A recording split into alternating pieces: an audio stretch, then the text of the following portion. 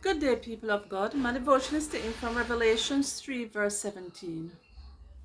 You say, I am rich, I have acquired wealth and do not need a thing. But you do not realize that you are wretched, pitiful, poor, blind, and naked. Topic: spiritual blind spots. Heads up. There is sin in your life you are unaware of. It's not just you, it's me too. In fact, each of us has spiritual blind spots. We walk around completely oblivious to areas of sin in our lives. Aren't you grateful for the relentless grace of Jesus?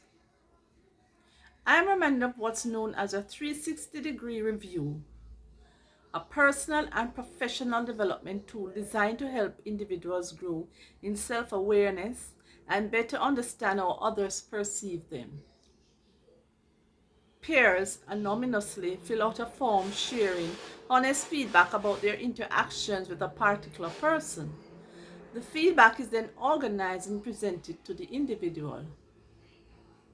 Needless to say, it can be quite humbling to discover that while you perceive yourself one way, your colleagues have a totally different perception. They see what you don't see. Subsequently, the critical issue in any 360-degree review is how you respond. Now that your eyes have been opened, will you have the humility and courage to address your blind spots? Or will you simply file the information away in a drawer?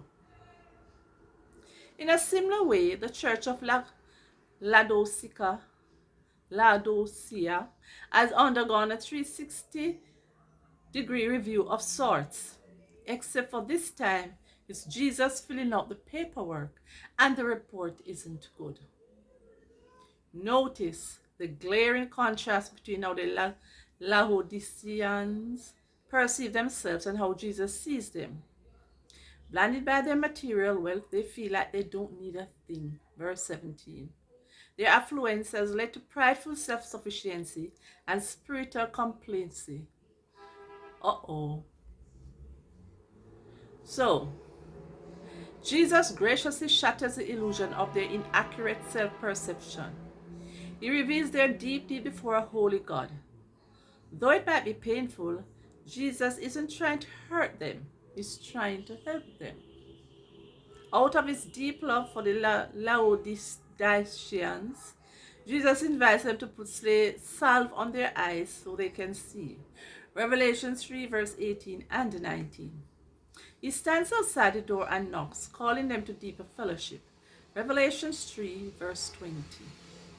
Of course, where the rubber meets the road is how they respond to Jesus' invitation.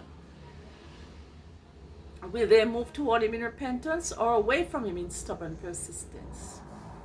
It's a question all of us must answer. Let's get real. We have more in common with the Laodiceans than we care to admit, especially those of us in the West. Sorry, I don't know if I'm pronouncing it right. We live in a land of abundance. Materialism is the air we breathe and the ocean we swim in every day. And just like in Laodicea, wealth has a way of blinding us to our spiritual needs. In the parable of the soils, Jesus warns the worries of this life, the deceitfulness of wealth, and the desire for other things come in and choke out the word, making it unfruitful. Mark 4 verse 19. Perhaps it's time to ask the Spirit of God to perform a 360-degree review of our lives. We can join the psalmist praying, "Search my heart and see if there's any offensive way within me." Psalm 139, verse 23 to 24. In doing so, it's vital to remember that if Jesus reveals our sin, he is not trying to hurt us, he's trying to help us. Healing spiritual blindness is a means of his grace. Like a surgeon cutting out a tumor from our body, Jesus longs to remove what inhibits our spiritual vitality.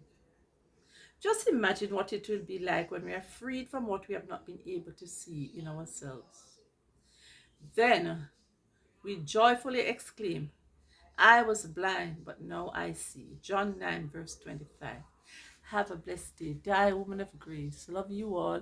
This is an excerpt from devotion is from right from the Heart Ministries. You all have a blessed day. Love you all.